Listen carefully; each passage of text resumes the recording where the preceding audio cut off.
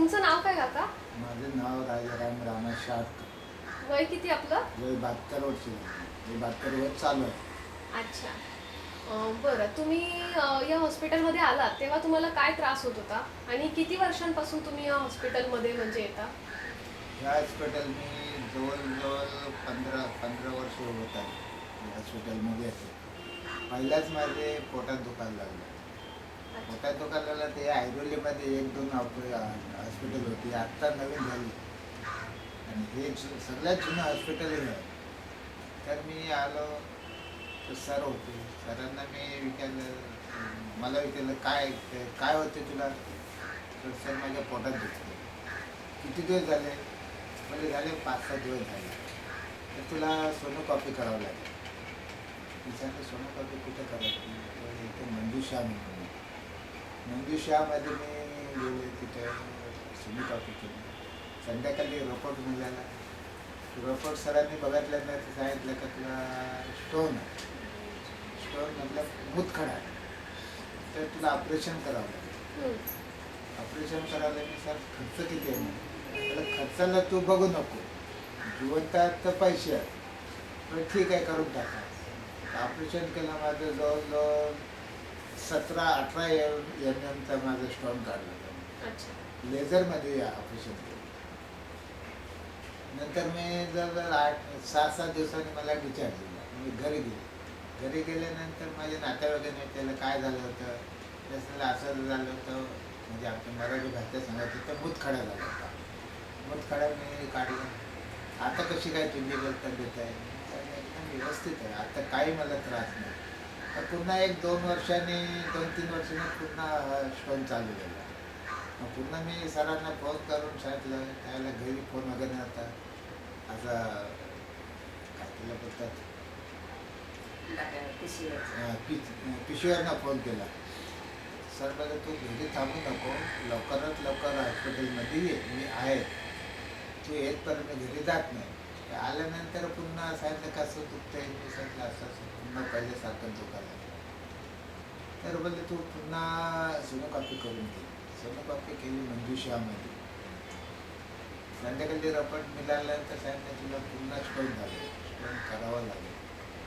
तर सगळं तुम्ही आज 2 वेळेला कापून काढलं माझं. आता काय करायचं? आता तू कापायचं नाही, तुझं दुर्बीणमध्ये ऑपरेशन करायचं. त्या दुर्बीणमध्ये ऑपरेशन केलं, तिथे जवळ 8-9 MM पत्थर काढला. तर पुन्हा माझी 7-8 दिवसांनी मला डिस्चार्ज दिलं. डिस्चार्ज दिल्यानंतर एकदम व्यवस्थित झालं. त्याच्यानंतर पुन्हा 3रं ऑपरेशन झालं. ते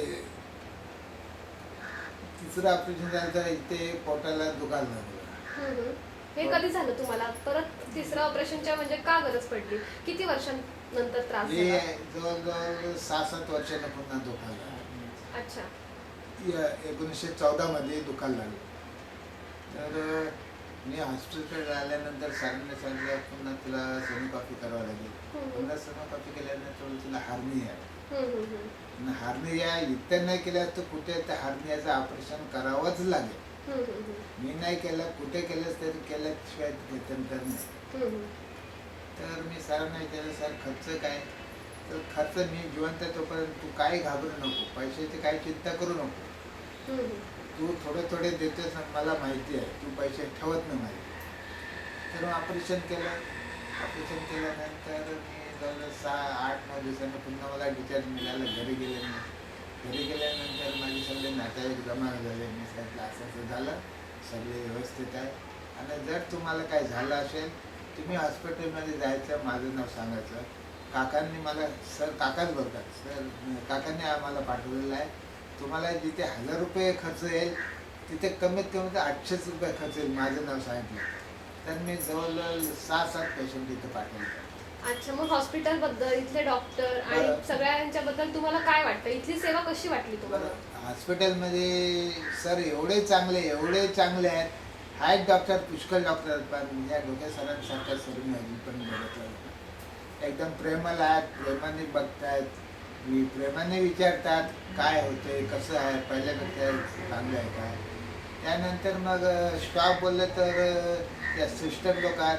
ते सिस्टर लोक एकदम फर्स्ट मला ना सगळ्यांना एकदम प्रेमाने बोलतात, प्रेमाने त्यांची सेवा करतात, साफसफाई एकदम व्यवस्थित आहे त्यांची. अच्छा, तर मग आपल्या हॉस्पिटलबद्दल इतरांना तुम्ही काय सांगाल? मी हॉस्पिटलमध्ये येताना सांगते, अजूनपर्यंत सांगते, मी जवळजवळ 8-9 पेशंट इथं पाठवलेत का तुम्ही जा श्रद्धा हॉस्पिटलमध्ये सेक्टर 5 श्रद्धा हॉस्पिटलमध्ये जा, तिथे माझं नाव सांगा, काकांनी पाठवलेलं आहे म्हणून. आणि व्यवस्थित एकदम दुसऱ्या हॉस्पिटलपेक्षा इथे सगळं व्यवस्थित होणार आहे. थँक्यू काका.